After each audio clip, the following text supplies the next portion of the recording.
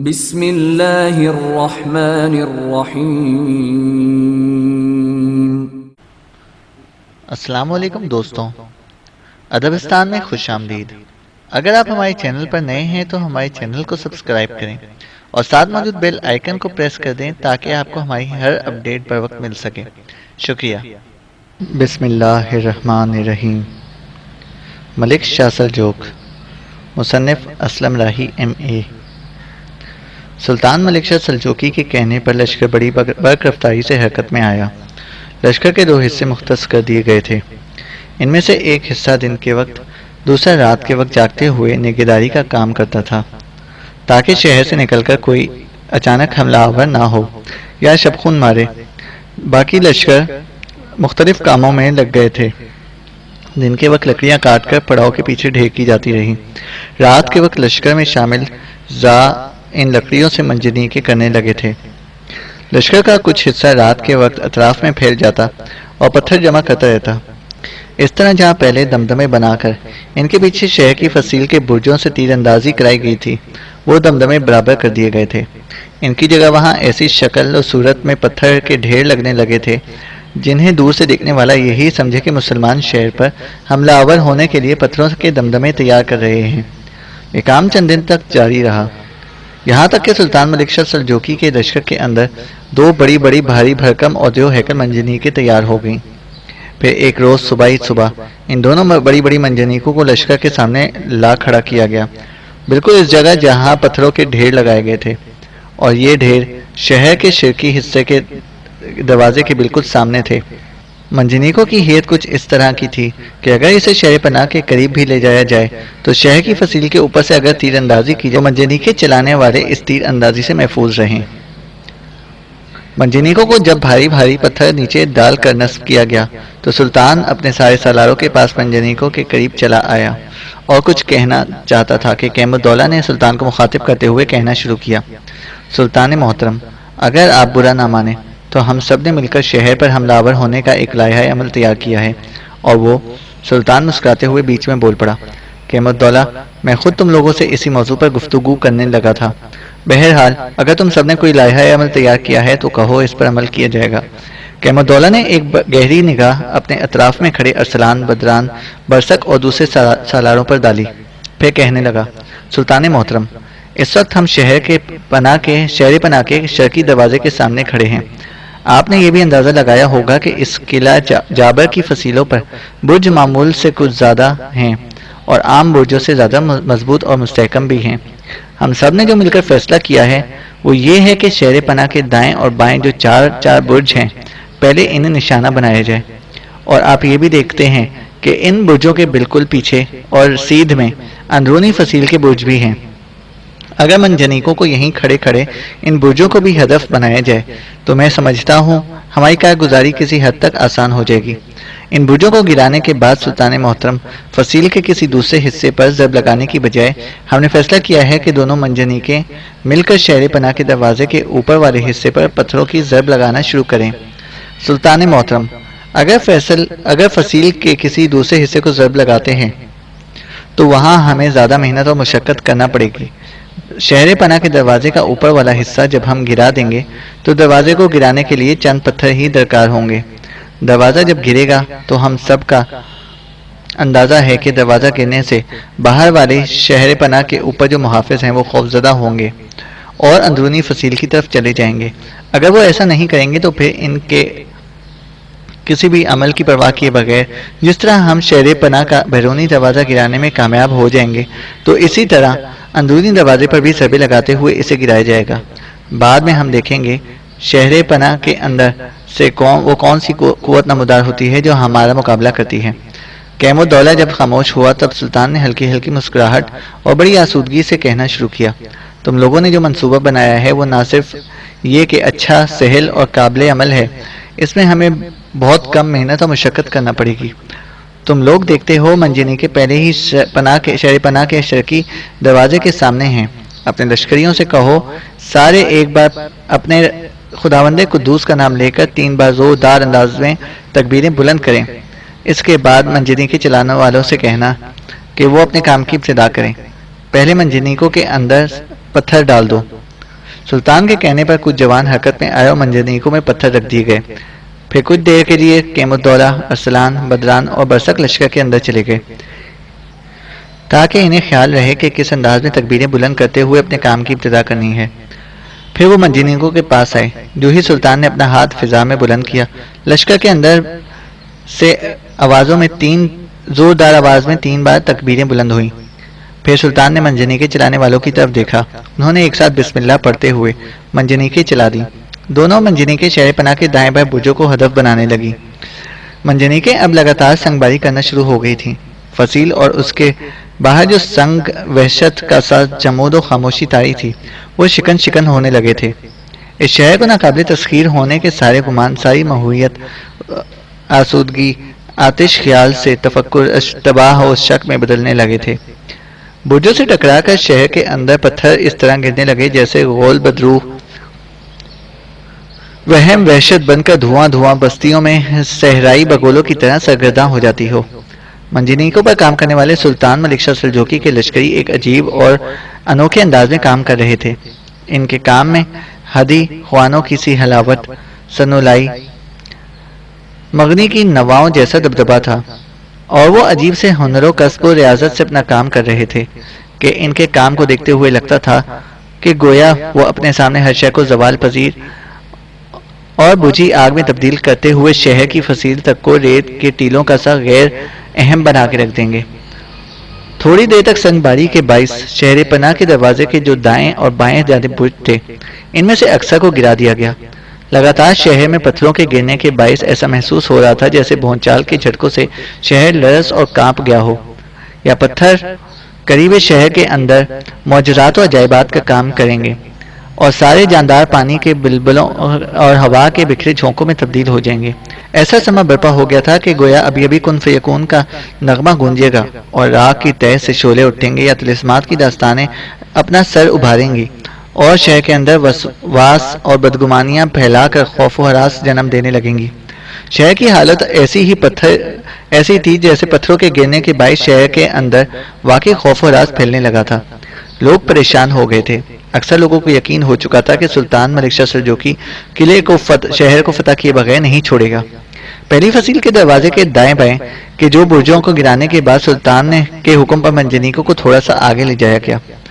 اس کے بعد دوسری شہر پناہ کے برج وہاں سے صاف دکھائی دے رہے تھے. انہیں ہدف بنایا گیا اور پہلے برجوں کی طرح تھوڑی دیر کی کوشش کے بعد وہ برج بھی ڈھیر کر دیے گئے. شہر میں ان برجوں کے گرنے کے بعد گرد و غبار کا ایک طوفان سا اٹھ کھڑا ہوا. دونوں شہر پناہوں کے مخصوص برجوں کو گرانے کے بعد دونوں منجنیکوں نے اپنا رخ بدلا. اب جو پہلی شہر پناہ کا دروازہ تھا، دونوں منجنیکیں اس شہر پناہ کے اوپر والے حصے کی سنگباری کرنے لگی. پھر آہستہ آہستہ منجنیکوں نے شہر پناہ کے اوپر والے حصے کو گرانا شروع کر دیا، یہاں تک کہ دروازے کے اوپر جو مضبوط اور انتہائی مستحکم فصیل بنی ہوئی تھی وہ دروازے تک گر گئی. پھر تھوڑی سی مزید دیوار نیچے گرانے کے بعد دروازے پر سنگباری کی گئی تو جن دیواروں کے سہارے دروازہ کھڑا تھا وہ تو پہلے ہی گر چکی تھی، لہذا بڑی آسانی سے دروازہ بھی نیچے آ رہا. دروازہ جب نیچے گرا تو سلطان کے اشارے پر بڑے جوش و خروش کے انداز میں مسلمان لشکریوں نے خداوند قدوس کی تکبیریں بلند کی، اور ان تکبیروں سے نہ صرف یہ کہ ان کی فضائیں کانپ اٹھی بلکہ شہر بھی تکبیروں کی ان آوازوں اور شہر میں اٹھنے والی آوازوں کی باشگشت سے گونج اٹھا. چاروں طرف ایک خوف و ہراس سا پھیل گیا تھا. شہر میں یہ خبر عام ہو گئی تھی کہ سلطان نے منجنیکوں کے ذریعے حملہ آور ہوتے ہوئے شہر پناہ کے برجوں کے ساتھ ساتھ شہر پناہ کا دروازہ بھی توڑ دیا ہے. لہذا اس خبر سے شہر کے اندر افراتفری کا عالم برپا ہو گیا. ساتھ ہی لوگ یہ قیاس سرائیاں کرنے لگے تھے کہ جس طرح مسلمانوں نے پہلی فصیل کا دروازہ توڑا ہے، اس طرح وہ دوسری فصیل کا بھی توڑ دیں گے. تاہم شہر کے اندر جو لشکر تھا ان کو کے سمجھانے بجھانے پر لشکری کے کچھ حوصلہ مند ہو گئے. اس موقع پر سلطان ملک شاہ سلجوقی نے ایک بہترین قدم اٹھایا.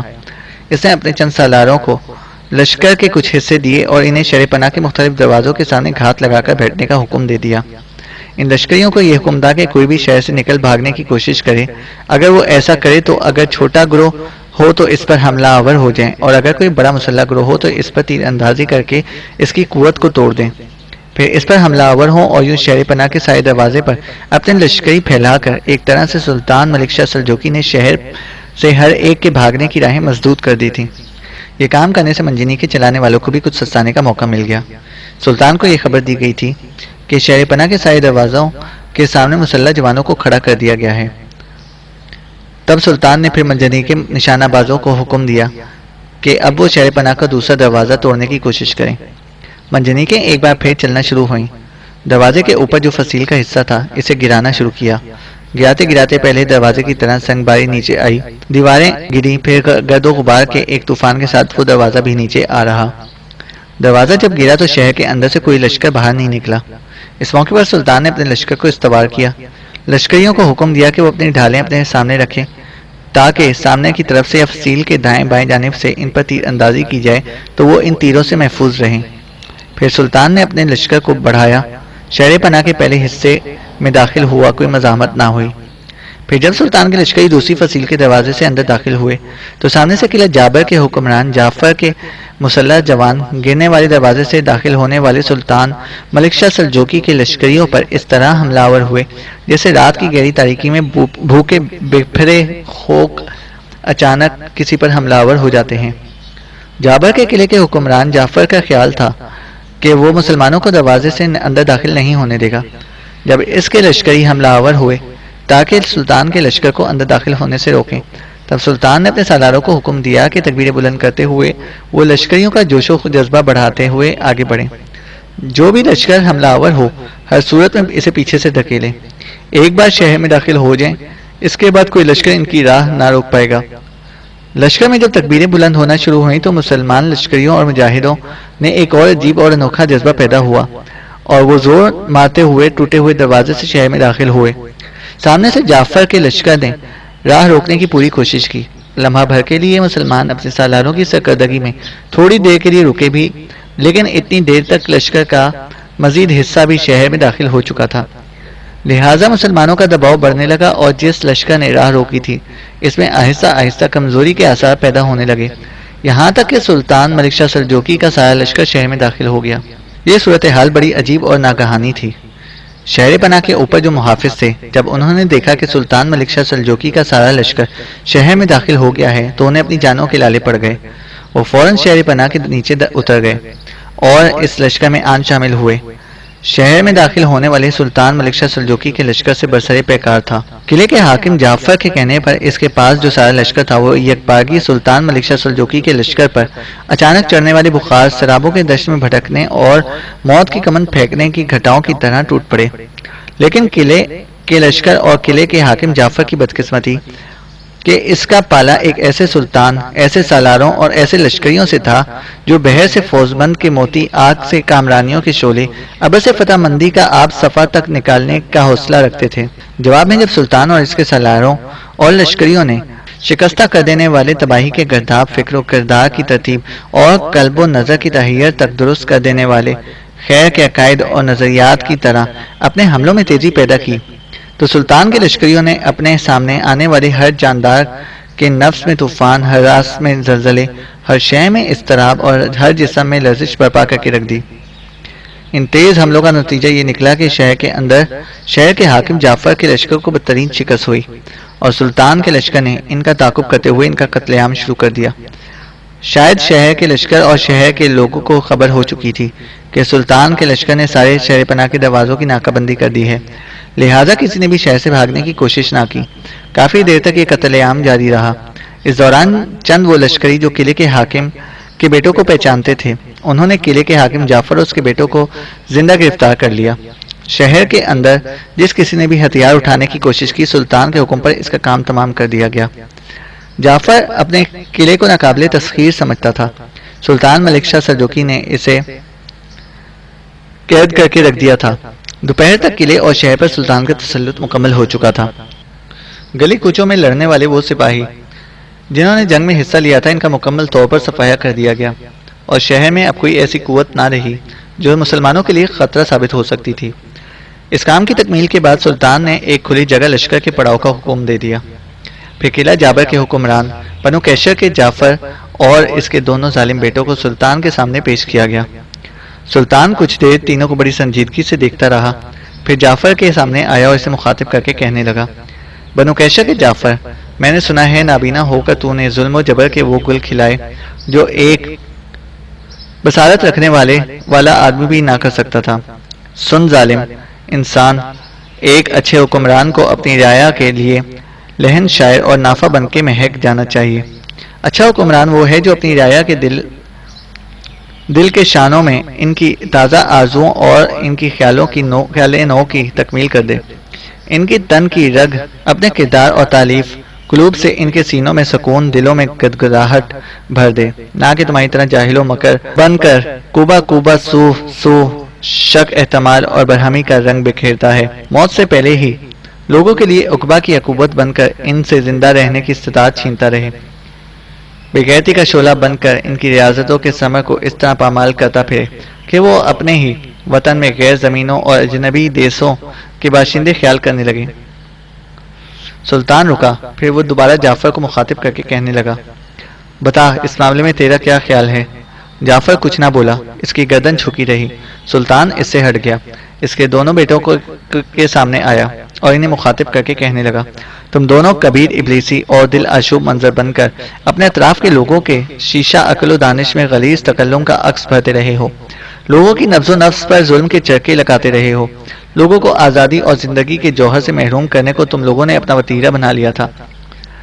فنا انجام انسان ہو کر تمرد کی روش اختیار کرتے ہوئے تم نے ہر اچھے تمدن کو مجروح ہوس باختہ انسان بن کر حاکمیت اعلیٰ کی سیڑھی پر کھڑے ہو کر تم لوگوں نے اس شہر کے پاس کے لوگوں کی آزادی اور خود مختاری پر شب خون مارا۔ بتاؤ تمہارا باپ ایک اچھا حکمران تھا یا ایک جابر و قاہر ذلیل انسان؟ وہ دونوں جب خاموش رہے، کچھ نہ بولے، تب سلطان نے ایک جھٹکے کے ساتھ اپنی تلوار بے نیام کی، جس پر جعفر اور اس کے دونوں بیٹے لرز اور کانپ گئے۔ جعفر کے دونوں بیٹوں کو مخاطب کر کے دھاڑتی آواز میں سلطان نے پوچھ لیا، میں نے تم سے کچھ پوچھا ہے؟ جعفر کے دونوں بیٹے کانپ گئے۔ ان میں سے ایک بول پڑا، سلطان محترم، ہمارا باپ انتہا درجے کا ظالم اور بے انصاف حکمران تھا۔ سلطان کے چہرے پر مسکراہٹ نمودار ہوئی۔ ان دونوں بھائیوں سے پلٹا جابر کے حاکم جعفر کے سامنے آیا۔ جعفر کی گردن گو جھکی ہوئی تھی۔ سلطان نے جعفر کو پھر مخاطب کیا، اس قلعہ محکم میں جب خداوند قدوس نے طبل و علم کا تمہیں مالک بنایا تو کیوں غرور و فخر و تعصب گھمنڈ کے تخت پر تو ہو بیٹھا؟ کیوں تو صورت پرست اور عبدالضم لوگوں پر فکرہ و فاقہ ذلت طاری کرتا رہا؟ کیوں تیرے نفس کی اندھی بھوک نے تیرے سلیم کو راہ مستقیم سے ہٹایا؟ کیوں تو اللہ کا عاجز بندہ بننے کی بجائے ابلیس کا ایک انتہائی گماشتہ بن بیٹھا؟ جعفر چپ رہا۔ سلطان کی ان ساری باتوں کا اس نے کوئی جواب نہ دیا۔ سلطان کچھ دیر اس کو دیکھتا رہا، پھر کہنے لگا، میں جانتا تھا تمہارے اور تمہارے دونوں بیٹوں کے پاس میرے ان باتوں کا کوئی جواب نہیں۔ پھر سلطان پر غیظ و غضب کا جنون سا سوار ہو گیا۔ اس کی تلوار باری باری بلند ہوئی اور جعفر اور اس کے دونوں بیٹوں کی اس نے گردن میں کاٹ کے رکھ دی۔ تلوار صاف کرنے کے بعد سلطان نے نیام میں ڈالی اور مڑ کر اپنے سامنے کھڑے احمدالدولہ، ارسلان، بدران اور برسک کے علاوہ اپنے دیگر سالاروں کی طرف دیکھا۔ پھر کسی حیران کن انداز میں انہیں مخاطب کرتے ہوئے کہا، میرے عزیزوں، لوگ اس قلعے کو ناقابل تسخیر خیال کرتے تھے، لیکن ہم نے اسے مستخر کر کے چھوڑا۔ دونوں شہر پناہوں کے جن دروازوں میں ہم داخل ہوئے ہیں، ان کے دائیں بائیں جو برج ہم نے گرائے ہیں، انہیں گرا رہنے دو، دوبارہ تعمیر کرنے کی ضرورت نہیں ہے۔ لشکر میں جو زا ہیں انہیں بھی اور اسی کام پر لگاؤ۔ شہر کے دروازے کے اندرونی اور بیرونی دونوں فصیلوں کو کھڑے کریں اور ان کے اوپر فصیل کو دوبارہ تعمیر کر کے برابر کر دیں۔ چند روز کے لیے ہم اس قلعے میں قیام کریں گے۔ اس قلعے میں جس قدر فاسد لوگ تھے، ان کا خاتمہ تو ہم کر ہی چکے ہیں، باقی لوگوں کو ہم امان دے چکے ہیں۔ قلعے کو پہلے ہی جیسا مستحکم بنا دیا جائے گا۔ یہاں ہم چھوٹا سا ایک لشکر رکھیں گے اور اپنا حاکم بھی مقرر کریں گے۔ احمدالدولہ اور ارسلان، تم دونوں جاؤ، لشکر کے اندر جو زا ہیں ان کو کام پر لگاؤ اور باقی لشکر کو آرام کرنے کا حکم دو۔ اس کے ساتھ ہی احمدالدولہ اور ارسلان وہاں سے ہٹ گئے۔ مغرب کی نماز کے بعد ارسلان اپنے خیمے میں جب داخل ہوا تو دنگ رہ گیا، اس لیے کہ اس کے خیمے میں اخیمود، سفینہ، غریاد اور زوبہ موجود تھے۔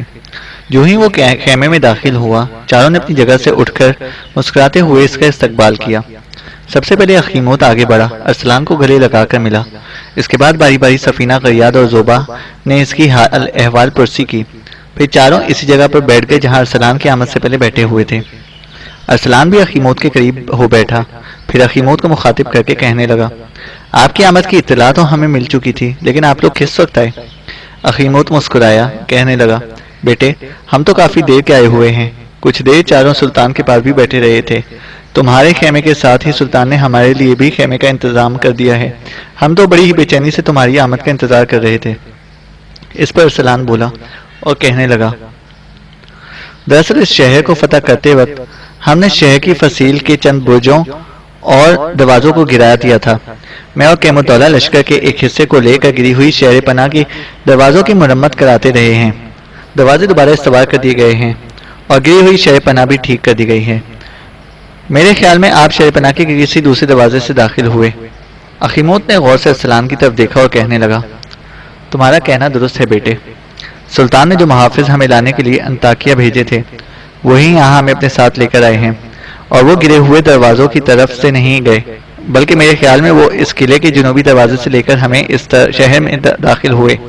یہاں آتے ہی سلطان نے ہمارا بہترین استقبال کیا، ہماری احوال پرسی کی، اس کے بعد تمہارے خیمے کے ساتھ ہی ہمارے لیے ہمارا خیمہ بھی نصب کرا دیا گیا، اور ہم نے بہتر یہ سمجھا کہ یہاں تمہارے خیمے میں ہی بیٹھ کر تمہارا انتظار کریں۔ اخیموت کے خاموش ہونے پر ارسلان پھر بول اٹھا، دراصل سارے کام کی تکمیل کے بعد میں مغرب کی نماز پڑھنے چلا گیا تھا، اس کے بعد سیدھا یہاں لوٹ آیا ہوں۔ آپ لوگوں نے کھانا تو نہیں کھایا ہوگا؟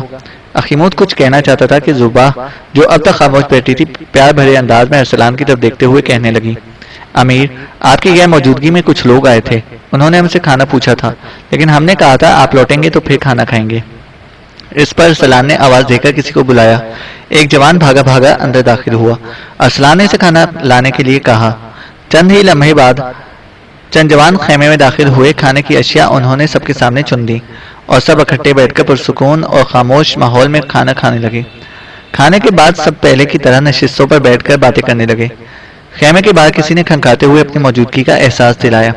اس پر ارسلان اٹھ کر جب خیمے سے باہر آیا تو خیمے کے دروازے کے ایک طرف سلطان ملک شاہ سلجوقی کا ذاتی غلام کودن کھڑا تھا۔ اسے دیکھتے ہی ارسلان نے کسی قدر فکر مندی کا اظہار کرتے ہوئے پوچھا، کودن خیریت تو ہے؟ کودن چند قدم آگے بڑھا، ارسلان کے قریب ہوا، پھر کہنے لگا، امیر ارسلان آپ کو سلطان نے طلب کیا ہے، باقی سالار بھی سلطان کے پاس پہنچ چکے ہیں اور سلطان آج شاید کسی اہم موضوع پر گفتگو کرنا چاہتے ہیں۔ ارسلان کے چہرے پر کودن کی آمد پر جو فکر مندی کے آثار تھے وہ جاتے رہے، پھر کسی قدر پرسکون انداز میں اسے مخاطب کر کے کہنے لگا، تم چلو میں تمہارے پیچھے پیچھے آتا ہوں، خیمے میں اس وقت میرے پاس کچھ مہمان بیٹھے ہوئے ہیں، میں انہیں اطلاع دے کر بس جلد پہنچتا ہوں۔ کودن وہاں سے چلا گیا۔ ارسلان خیمے میں داخل ہوا اور اخیموت کو مخاطب کر کے کہنے لگا، آپ لوگ بیٹھیں، میں تھوڑی دیر تک آتا ہوں، مجھے سلطان نے طلب کیا ہے، کسی اہم مسئلے پر صلح کرنی ہے۔ ایسا کہنے کے بعد اخیموت کا انتظار کیے بغیر ان کے خیمے سے نکل گیا۔ ارسلان جب سلطان کے خیمے میں داخل ہوا تو وہاں پہلے سے کیم الدولہ، برسک، بدران کے علاوہ کچھ دوسرے سالار بیٹھے تھے۔ بلند آواز میں سلام کہتے ہوئے ارسلان آگے بڑھا، کیم الدولہ کے پہلو میں بیٹھ گیا۔ اس کی آمد پر تھوڑی دیر خاموشی رہی، پھر سب نے گفتگو کا آغاز کیا۔ خیمے میں سلطان کی آواز گونجی، ارسلان تمہاری آمد سے پہلے کیم الدولہ اور بدران اور برسک کے علاوہ سالاروں سے مشورہ کر چکا ہوں، میں تمہارے اور بدران کے ذمہ ایک مہم لگانا چاہتا ہوں اور میرے خیال میں تم دونوں احسن طریقے سے اس سے نبٹ سکتے ہو۔ مغرب کی نماز سے پہلے ہمارے وہ مخبر جو ہم نے حلب کے گرد و نواح میں کا جائزہ لینے کے لیے بھیجے تھے لوٹے ہیں۔ انہوں نے یہ اطلاع دی ہے کہ تاج الدولہ نے شہر کو فتح کر لیا ہے۔ اب صورتحال یہ ہے کہ تاج الدولہ اس وقت حلب شہر کے اندر ہے۔ جانتے ہو کہ حلب شہر پر ابن حسین کا قبضہ تھا۔ ابن حسین نے اپنی سلامتی کے لیے بھاگ چکا ہے اور شہر پر تاج الدولہ کا قبضہ ہو چکا ہے، لیکن حلب شہر کے قلعے پر مسعود بن قریش کے چچا بھائی سالم بن ملک کا تسلط ہے۔ اس نے قلعہ تاج الدولہ کے حوالے کرنے سے انکار کر دیا ہے اور اس کا مطالبہ ہے کہ وہ قلعہ ہمارے حوالے کرے گا۔ تاج الدولہ لگاتار اصرار کر رہا ہے کہ حلب کا قلعہ اس کے حوالے کر دیا جائے، لیکن وہ نہیں مان رہا۔ اب صورتحال کچھ اس طرح ہے کہ تاج الدولہ تو شہر کے اندر موجود ہے اور قلعے پر قبضہ کرنے کی جد و جہد کر رہا ہے۔ سالم مذاہب بند پر اترا ہوا ہے۔ ایک بڑے لشکر کے ساتھ ارتک بھی تاج الدولہ کی مدد کو پہنچا ہوا ہے، اور جو مخبر آئے ہیں ان کا کہنا ہے کہ ارتک اس وقت ایک کافی بڑے لشکر کے ساتھ حلب کے نواح میں مقیم ہے۔ تاج الدولہ اور ارتک نے یہ منصوبہ بنایا ہے کہ جو کوئی بھی حلب پر قبضہ کرنے کے لیے آتا ہے، ارتک پہلے اسے روکے گا، پھر شہر سے نکل کر تاج الدولہ اس پر ضرب لگائے گا۔ اس طرح دونوں مل کر حلب شہر کا دفاع کرتے ہوئے اس پر اپنا قبضہ جاری رکھیں گے۔ بیٹے، پہلے میرا ارادہ تھا کہ چند روز یہاں رکوں، لیکن اب میں جلد یہاں سے کوچ کرنا چاہتا ہوں۔ ایسا نہ ہو کہ حلب شہر کے اندر تاج الدولہ حلب کے قلعے پر قبضہ کرنے کی خاطر اپنا دباؤ بڑھاتا رہے اور تنگ آ کر سالم بن ملک اس کے سامنے ہتھیار ڈال دے اور قلعہ اس کے حوالے کر دے۔ میں ایسا نہیں چاہتا۔ اب جو لائحہ عمل میں نے تیار کیا ہے وہ یہ ہے کہ سب سے پہلے تم اور بدران اپنے لشکر کے ساتھ یہاں سے کوچ کرو گے۔ تمہارا رخ ارتک کی طرف ہوگا۔ ایسا میں اس لیے چاہتا ہوں کہ ارتک حلب کے نواح میں قیام کیے ہوئے ہے۔ جو مخبر آئے ہیں وہ اس تک تمہاری رہنمائی کریں گے۔ تمہارے پیچھے پیچھے میں قیم الدولہ اور برسک بھی باقی لشکر کے ساتھ کوچ کریں گے۔ شہر کا نظم و نسق ٹھیک ہے۔ اب یہاں ایسی کوئی قوت نہیں جو ہمارے خلاف بغاوت کرے۔ اس شہر پر حملہ آور ہوتے وقت میں نے سوچا تھا کہ قلعے کے حاکم جعفر کے ساتھ یہودی تنظیم کے سربراہ امر موسیٰ کا بھی خاتمہ ہو جائے گا، لیکن ہمارے حملہ آور ہونے سے پہلے ہی امر موسیٰ یہاں سے بھاگ گیا۔ بہرحال وہ کہاں جائے گا؟ اگر اس نے زمین کی تہ میں بھی اترنے کی کوشش کی تو ہم اس کا تعاقب کر کے اس کا خاتمہ کرنے کی کوشش ضرور کریں گے۔ اس وقت ہمارے سامنے جو سب سے اہم مہم ہے وہ ہے تاج الدولہ اور ارتک کی۔ سلطان کے خاموش ہونے پر ارسلان نے کہنا شروع کیا، سلطان محترم، اگر آپ برا نہ مانے تو میں اس موقع پر ایک تجویز پیش کروں گا۔ وہ قابل قبول ہو تو تسلیم کیجیے گا، ورنہ جو لائحہ عمل آپ تیار کر چکے ہیں اسے اپنایا جائے گا۔ میں چاہتا ہوں کہ آج رات لشکر یہاں قیام کرے، اگلے روز شہر کا نظم و نسق باعتبار ہاتھوں میں دینے کے بعد یہاں سے ہم کوچ کریں۔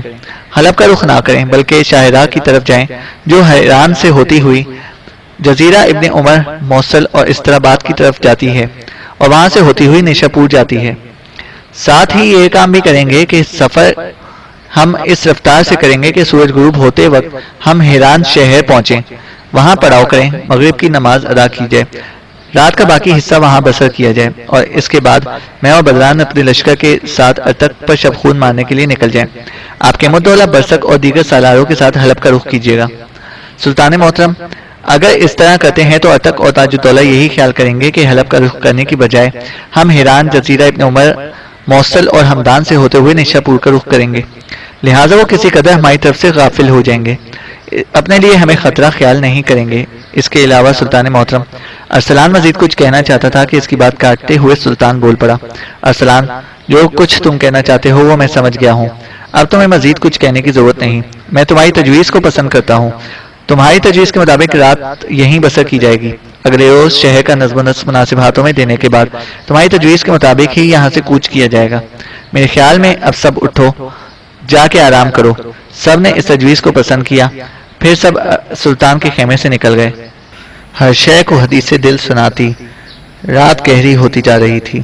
دور تاریک آسمان نزول کرتی ستاروں کی مدھم روشنی بے زنجیر اندھیروں سے برسر پیکار ہو چکی تھی۔ چاند افق سے ہر شے کو جھانکتا ہوا کب کا غروب ہو چکا تھا۔ گہری رات ہر گرم و سرد، تنگی و فراخی، تلخی و مایوسی، حزن و ملال اپنے دامن میں سمیٹے کسی کو اپنا انیس و آشنا محرم، کسی کو اپنا دشمن عدد اور مجرم بناتی ہوئی، کسی کے دل شکستہ کی غماز آواز پر توجہ دیتی ہوئی اور کسی کی نوائے پریشان کو پریشانی کے خوابوں میں ڈالتی ہوئی بھاگی جا رہی تھی۔ سلطان کے لشکر کے پڑاؤ میں ابھی تک گہما گہمی تھی۔ لشکر کا وہ حصہ جس نے بیدار رہ کر حفاظت کا انتظام کرنا تھا، ان لشکریوں کی گفتگو کرنے کی آواز سنائی دے رہی تھی۔ ایسے میں ارسلان اپنے خیمے میں جب داخل ہوا تو کسی قدر پریشان اور دنگ رہ گیا، اس لیے کہ اس وقت خیمے میں زوبا اکیلی موجود تھی۔ ارسلان کے خیمے میں داخل ہونے پر زوبا اپنی جگہ پر اٹھ کھڑی ہوئی۔ ارسلان قریب گیا اور کسی قدر تعجب آمیز انداز میں اسے مخاطب کر کے کہنے لگا، تم ابھی تک یہاں بیٹھی ہو؟ باقی لوگ کہاں گئے؟ جواب میں زوبا نے کسی قدر بے باکی کا مظاہرہ کرتے ہوئے کہنا شروع کیا، امیر، ماں اور ابا تو خیمے میں آرام کرنے جا چکے ہیں، میں اور غریات بہن یہاں بیٹھی ہوئی تھی۔ غریات بہن تھوڑی دیر پہلے اٹھ کر گئی۔ دراصل ہم دونوں بہنیں آپ سے ایک سوال پوچھنا چاہتی تھیں۔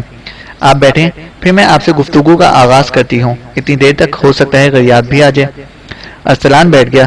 کچھ دیر خاموشی رہی، پھر گفتگو کا آغاز زوبا نے کیا اور ارسلان کو مخاطب کرتے ہوئے دھڑکتے دل کے ساتھ کہہ رہی تھی، یہاں آ کر مجھے پتہ چلا کہ آپ کسی لڑکی کو پسند کرتے ہیں اور اس سے محبت کرتے ہیں، کیا یہ درست ہے؟ ارسلان نے اس موقع پر بڑے غور سے زوبا کی طرف دیکھا اور پھر کہنے لگا، تم نے سچ ہی سنا ہے، ایک لڑکی میری نگاہ میں ہے۔ امیر، وہ لڑکی کیسی ہے؟ کون ہے؟ کہاں رہتی ہے؟ ارسلان نے پھر عجیب سے انداز میں زوبا کی طرف دیکھا، پھر وہ کہنے لگا، وہ لڑکی جسے میں نے پسند کیا ہے، جس سے میں نے محبت کی ہے، وہ دارالسلام میں دل کے کہرزاروں جیسی مسحور ہے۔ اس کے نقش و نگار نوبنو افکار سے خوشکن، اس کی ذات تازہ بتازہ بشارتوں سے بھی اعلیٰ و رفع ہے۔ یوں جانو وہ لڑکی میرے لیے پریشان نووں میں بے ہنگم لمحوں میں ابدی سعادتوں اور گلبہار لمحوں سی صاف باطن اور صاف دل ہے۔ وہ لڑکی ہونٹوں کی میٹھی مسکراہٹوں جیسی خوبصورت، آگہی کی حلاوتوں سی پرجمال، سحر خیز سخن کی تاثیر جیسی حسین ہے۔ اتنا کہنے کے بعد ارسلان جب رکا تو بڑے شوق سے ارسلان کی طرف دیکھتے ہوئے زوبا نے پوچھ لیا، امیر وہ لڑکی کہاں ہے؟ اس کا نام کیا ہے؟ کس جگہ رہتی ہے؟ آپ نے اسے کہاں دیکھا؟ ارسلان نے ایک لمبا سانس لیا، پھر بڑے غور سے زوبا کی طرف دیکھتے ہوئے کہنے لگا، جس وقت انطاکیہ سے تمہیں لانے کے لیے کچھ مخبر یہاں آئے تو اس کے بعد سلطان نے مجھ پر انکشاف کیا تھا کہ تم بھی کسی کو پسند کر چکی ہو، کسی کو اپنی چاہت کا حاصل بنا چکی ہو۔ کیا میں پوچھ سکتا ہوں کہ وہ کیسا ہے، کون ہے، کس جگہ اس سے تمہاری ملاقات ہوئی؟ لمحہ بھر کے لیے زوبا نے کنکھیوں سے ارسلان کی طرف دیکھا، پھر گردن جھکاتے ہوئے وہ کہہ رہی تھی، امیر ارسلان، جس نوجوان کو میں نے پسند کیا ہے وہ عجیب و غریب اور انوکھا ہے۔ امیر، جس طرح کوئی اچھا اور منجا ہوا ادیب معزول و مسترد الفاظ کو اپنے قلم کی روح سے روپ کی شادابی ادا کر دیتا ہے، اسی طرح وہ نوجوان بھی جسے میں نے چاہا ہے دکھ کے سمندروں تک کو زخموں کا مرہم اور درد کا درما دے دینے کی ہمت اور جرت رکھتا ہے۔ امیر، جس طرح گلباز لمحے زرد و خزاں سے اٹے کٹھن کٹھور راستوں تک کو زہرا جمال عطا کر دیتے ہیں، اسی طرح وہ نوجوان بھی تہذیب کے بوسیدہ خیمے اور وقت کی مسکراتی چادر میں مصائب کے ہجوم اور پتوں کی خونی ٹھور میں وصل و ملاقات سے بھرپور حروف و حکایت رقم کرنے کی ہمت و جرت رکھتا ہے۔ امیر، وہ بے باکی شجاعت میں انتہا درجے کا عطا گہرا اور بہت بے پایا ہے۔ اس کے شجاعت بھرے جذبے انوکھے، بے نظیر اور بے عدیل ہیں۔ وہ مسلم قوم کا غیر مغلوب، غیر مفتو جوان ہے۔ دشمن کے خلاف حرکت میں آنے کے لیے جب وہ تکبیریں بلند کرتا ہے تو لگتا ہے جیسے وادی میں بجتی جلترنگ کی طرح سینہ کو حصار سے جھرنے پھوٹ پڑے ہوں گے۔ مسلم قوم کے لیے اس کا خلوص، اس کی جان نثاری اپار، بے قرار، ناپید کنار اور لامحدود ہے۔ جب اپنے دشمن کے خلاف حرکت میں آتا ہے تو ستاروں کے بادبانوں کو امید سحر بنا کر اپنے سامنے آنے والی ہر قوت کو زیر و زبر کر کے رکھ دیتا ہے۔ آپ یوں جانے کہ وہ نوجوان میرے تاک سینہ میں لہن و داؤدی بن کر لیتا ہے، میری خواہشوں اور امیدوں اور میری آرزوؤں کا وہ مہتاب ہے۔ اس کے بغیر میرا دل سلگتا ہے، روح پیاسی رہتی ہے، اس کے بغیر میری سانسوں کا رشتہ ادھورا ہے۔ امیر، اتنا میں خود نہیں جانتی جتنا اس کو جانتی ہوں، اتنی میں خود سے محبت نہیں کرتی جتنا میں اسے چاہتی ہوں، جس کو چاہتی ہوں، جسے محبت کرتی ہوں۔ اس کی تفصیل تو میں نے آپ سے کہہ دی، اب آپ بتائیں آپ کسے پسند کرتے ہیں، کس پر اپنی محبت کے پھول نچھاور کر چکے ہیں؟ ارسلان نے ذرا سی بے باکی کا مظاہرہ کرتے ہوئے اپنا ہاتھ بڑے پیارے انداز میں زوبا کے شانے پر رکھا، پھر محبت میں ڈوبی آواز میں کہنے لگا، زوبا، جس لڑکی کو میں پسند کرتا ہوں وہ تم ہو۔ زوبا ایسی شرمائی، ایسی لجائی کہ اس کا رنگ حیا آمیز ہو گیا، برق کے کوندے کی طرح اپنی جگہ سے اٹھی اور خیمے کے دروازے کی طرف بھاگی۔ اس موقع پر ارسلان نے اسے مخاطب کیا، زوبا، تم خیمے سے بھاگ رہی ہو، جانے سے پہلے تم نے یہ تو بتایا ہی نہیں کہ وہ کون ہے جسے تم پسند کرتی ہو۔ دروازے پر لمحہ بھر کے لیے زوبا مڑی اور ارسلان کو مخاطب کر کے کہنے لگی، امیر، جسے میں نے چاہا، جو میرے دل میں بستا ہے، جو میرے خوابوں کو آراستہ کرتا ہے، جس سے میں اپنی محبت کے پھول نچھاور کر چکی ہوں، وہ آپ ہیں۔ اس کے ساتھ ہی وہ پھر مڑی اور بھاگتی ہوئی خیمے سے نکل گئی۔ زوبا تقریباً بھاگتی ہوئی ساتھ والے خیمے میں داخل ہوئی۔ وہاں اخیمود، سفینہ اور غریات بیٹھے تھے، اور ان کے بیٹھنے کا انداز بتاتا تھا کہ وہ تینوں بڑی بے چینی سے زوبا کا انتظار کر رہے ہیں۔ اور جو ہی زوبا خیمے میں داخل ہوئی وہ تینوں اٹھ کھڑے ہوئے۔ زوبا بھاگ کر غریات سے لپٹ گئی اور اس کے کان میں کہنے لگی، میری محترم بہن، میں خوش قسمت ہوں کہ امیر ارسلان نے مجھ سے محبت کا اظہار کیا ہے۔ وہ مجھے پسند کر چکے ہیں، مجھے چاہتے ہیں، مجھے اپنے دل میں بسا چکے ہیں۔ انہوں نے مجھ سے اپنی محبت کا اظہار کیا اور میں بھی ان سے اپنی محبت کا اظہار کر چکی ہوں۔ زوبا کے اس انکشاف پر غریات کی خوشی کی انتہا نہ رہی۔ اس کے یہ الفاظ اخیموت اور سفینہ نے بھی سن لیے۔ جب وہ غریات سے علیحدہ ہوئی تو آگے بڑھ کر سفینہ نے اسے لپٹا لیا اور اس کا منہ کئی بار چوما، پھر اسے مخاطب کر کے کہنے لگی، زوبا تو انتہا درجے کی خوش قسمت ہے کہ امیر ارسلان نے تجھ سے محبت کا اظہار کر دیا ہے۔ میری بیٹی، میں تیرے متعلق بڑی فکر مند تھی، اس لیے کہ پہلے میں خیال کرتی تھی امیر کے ساتھ تیری محبت یک طرفہ ہے، لیکن اب تو نے میرے سارے وسوسے اور سارے تفکرات دور کر کے رکھ دیے ہیں۔ دیکھ بچی، سلطان اور سلطان کے بڑے سالاروں کو خبر ہو چکی ہے کہ تم امیر کو پسند کرتی ہو۔ اب امیر نے تم سے اپنی پسندیدگی کا اظہار کر دیا ہے تو سلطان کو اور اس کے سالاروں کو یہ خبر بھی ہو جائے گی کہ امیر تمہیں پسند کرتے ہیں۔